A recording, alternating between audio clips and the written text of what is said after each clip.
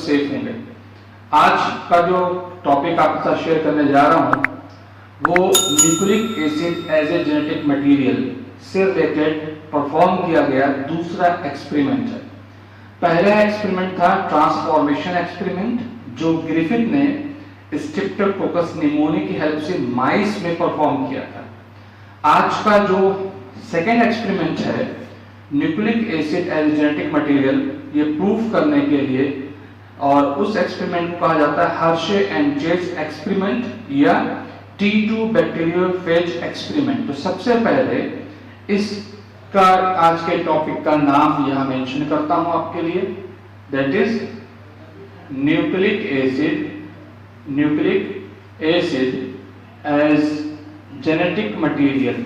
Nucleic acid as genetic material. मैंने आपको बताया था कि ये क्यों हुआ कि न्यूक्लिक एसिड को जेनेटिक मटेरियल मानने के लिए बहुत से एक्सपेरिमेंट परफॉर्म करना पड़ा था। तो मैंने क्या बताया था आपको कि अर्लियर स्टडीज में ये पाया गया कि chromosomes are known as the genetic material, लेकिन बाद में ये क्लियर हुआ कि क्रोमोसोम जो होते हैं वो न्यूक्लियोप्रोटीन के बने होते हैं। अब न्यूक्लियोप्रोटीन में बने हुए हैं, इसका मतलब यह कि न्यूक्लिक एसिड भी उसमें है और प्रोटीन भी उसमें है। तो ये कंफर्मेशन के लिए कि न्यूक्लिक एसिड क्या जेनेटिक मटेरियल है या फिर प्रोटीन जेनेटिक मटेरियल है, तो ये सारे एक्सपेरिमेंट आहिस्ता आहिस्ता परफॉर्म किए गए, जिससे ये सारा क्लियर हो गया कि न्यूक्लिक एसिड ही जेनेटिक मटेरियल होते हैं। प्रोटीन का एज ए जेनेटिक मटेरियल कोई रोल नहीं होता, लेकिन इनका स्ट्रक्चरल रोल होता है, ये माना गया प्रोटीन का। ठीक है, तो आज का जो टॉपिक पढ़ाने जा रहा हूं वो फिर से nucleic acid as genetic material. Experiment number 2। इस एक्सपेरिमेंट में किसने परफॉर्म किया था और कौन सी होस्ट थी और कौन सा पैथोजन था, इसको मैं एक शॉर्ट ग्राफिकल डेमोंस्ट्रेशन से बताता हूं। आपको उम्मीद है कि आसानी से ये चीजें याद हो जाएंगी। तो सबसे पहले उन दो साइंटिस्ट के नाम लिखता हूं, A.D. Hershey and M.J.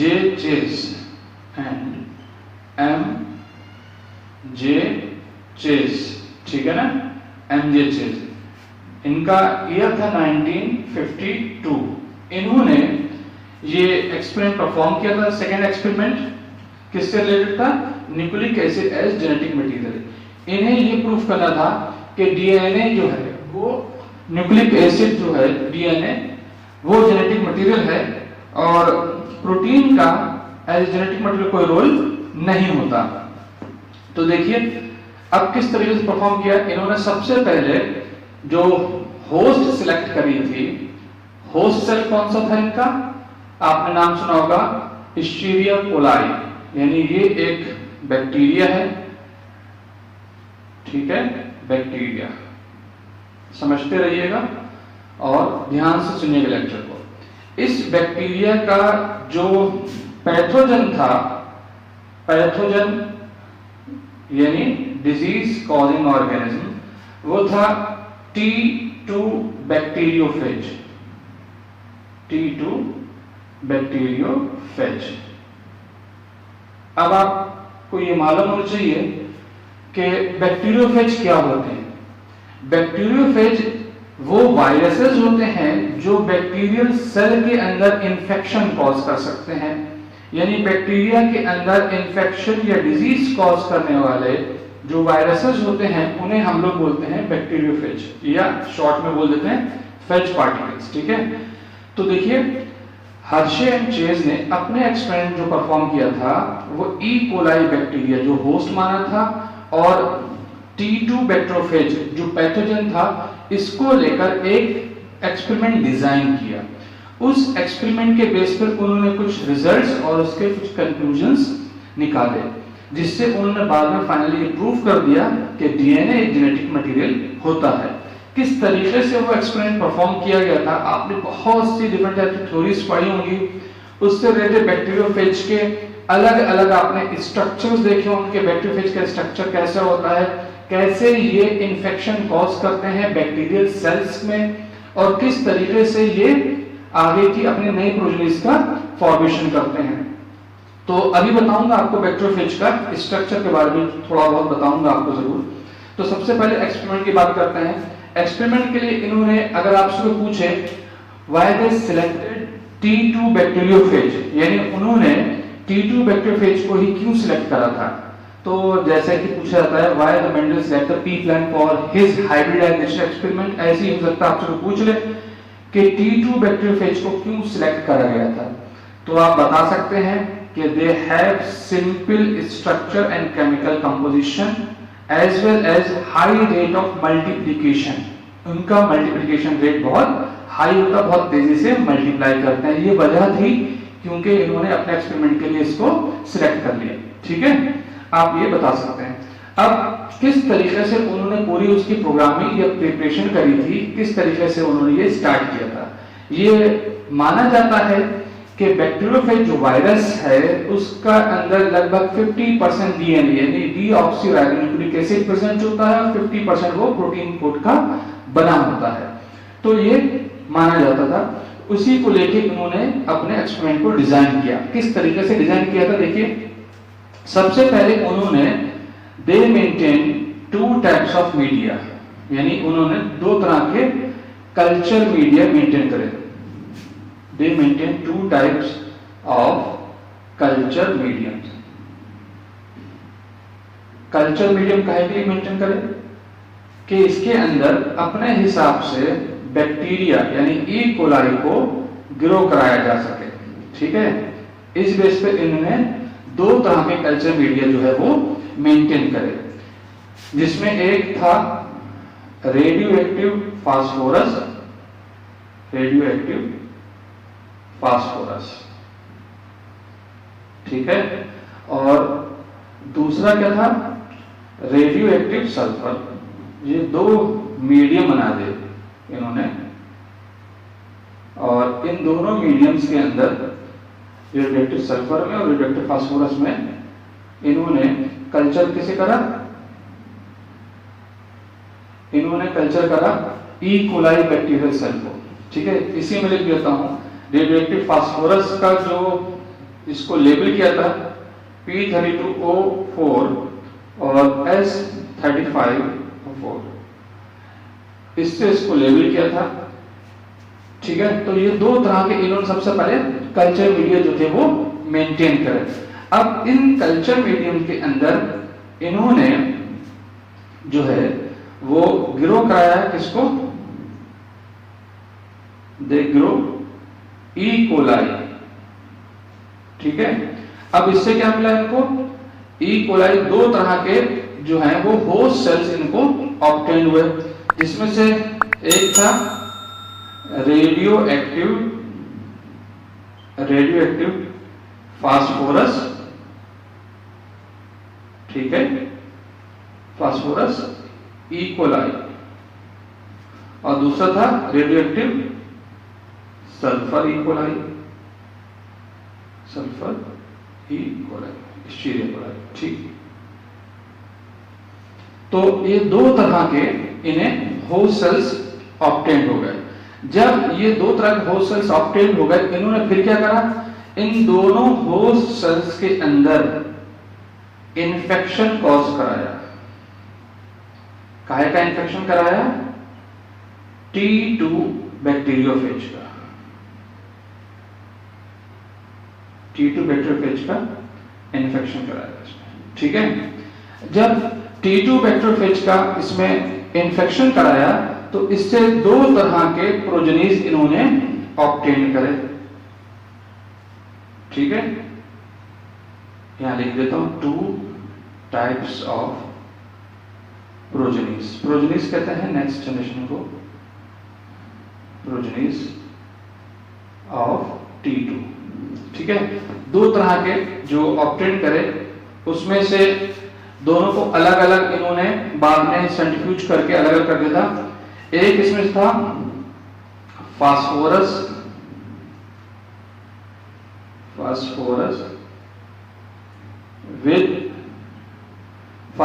With DNA has radio active phosphorus. ठीक है, फास्फोरस विद डीएनए, ये आप इसको लिख सकते हैं डीएनए, यानी कौन सा था, रेडियो एक्टिव फास्फोरस था, ठीक है, या तो ये आप लिख सकते हैं। तो एक प्रोजेनिस तो फास्फोरस डीएनए वाले ऑब्टेन हुए।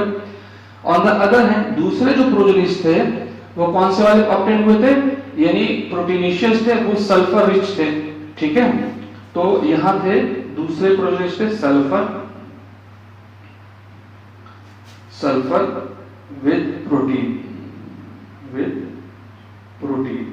ठीक है। या आप इसको लिख सकते हैं कि रेडियो एक्टिव सल्फर वाले जो थे, दो तरह के इन्होंने प्रोजेनिस ऑब्टेन कर लिए। अब इनका जो है सेंट्रीफ्यूगेशन किया और इनको सेपरेट कर लिया, सेंट्रीफ्यूगेशन, और इनको उसके बाद सेपरेट कर लिया, एंड सेपरेट,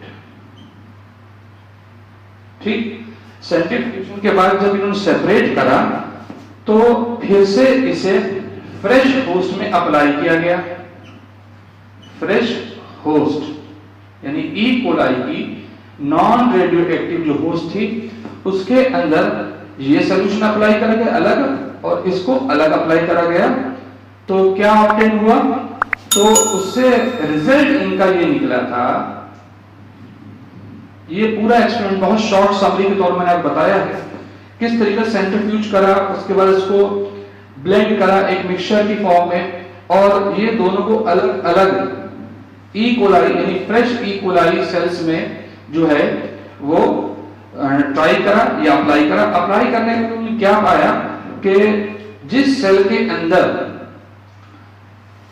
अंदर radio active phosphorus and DNA जो था वो प्रेजेंट था, उसमें न्यू प्रोजेनिस का फॉर्मेशन होता है, लेकिन जिसमें सिर्फ प्रोटीन या रेडियो एक्टिव सल्फर वाले जो T2 बैक्टीरियोफेज थे उसके अंदर जो है कोई भी इंफेक्शन न्यू फ्रेश होस्ट में कॉज नहीं कर पाए। यानी जो प्रोटीन होता है उसका स्ट्रक्चरल तो हो सकता है, और लेकिन कोई भी जेनेटिक मटेरियल के फॉर्म में कोई फंक्शन या कोई रोल नहीं होता। ये एक बहुत शॉर्ट समरी है। इस तरीके से पूरा उन्होंने इसको डिजाइन करा था जो हार्शे एंड चेज एक्सपेरिमेंट है। इसकी डिटेलिंग के बारे में कहा जाए तो बहुत से तरह के आपने इसके स्ट्रक्चर देखे होंगे, डायग्राम देखे होंगे।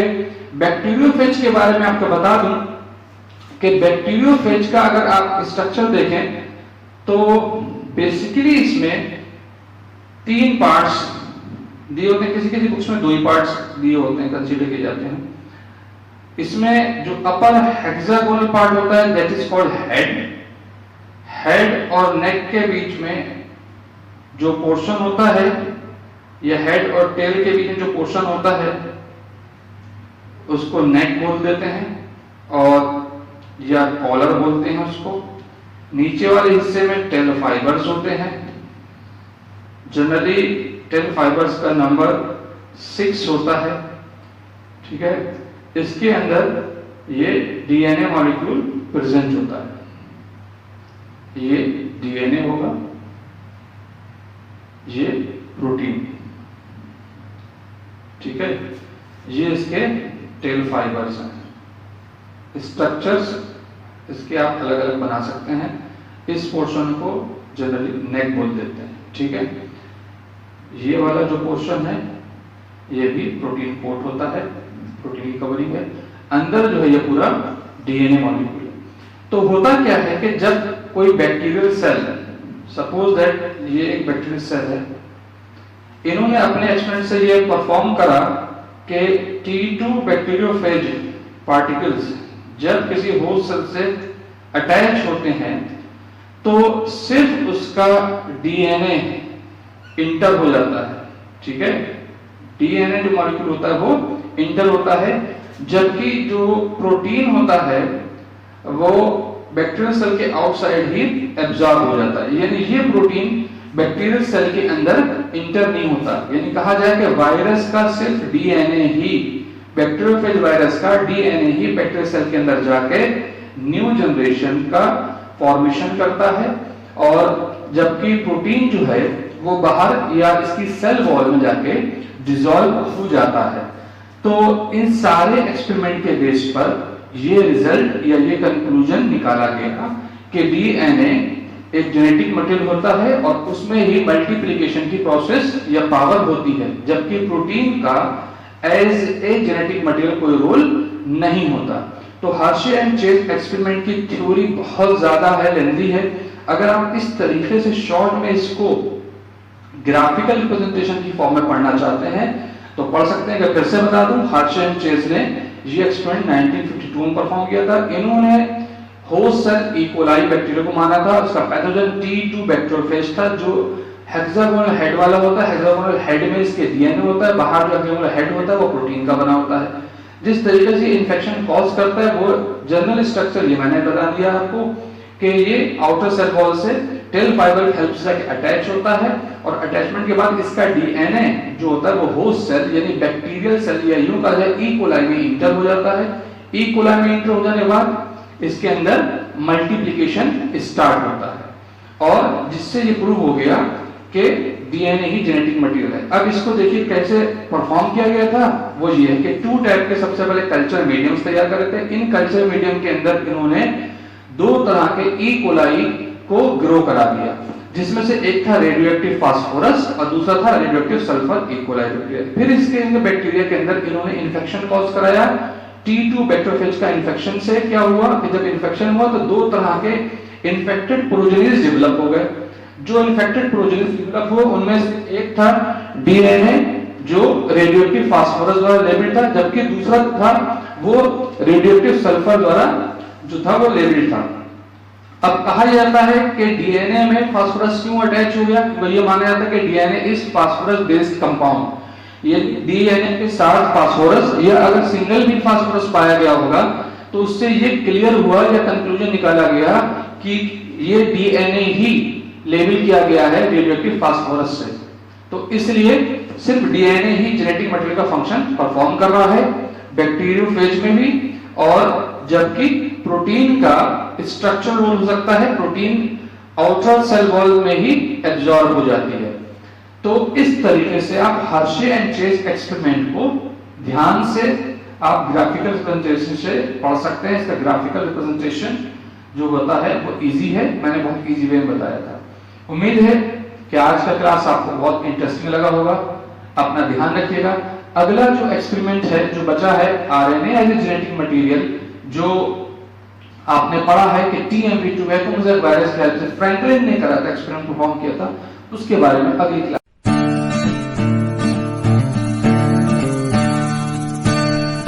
Thank you.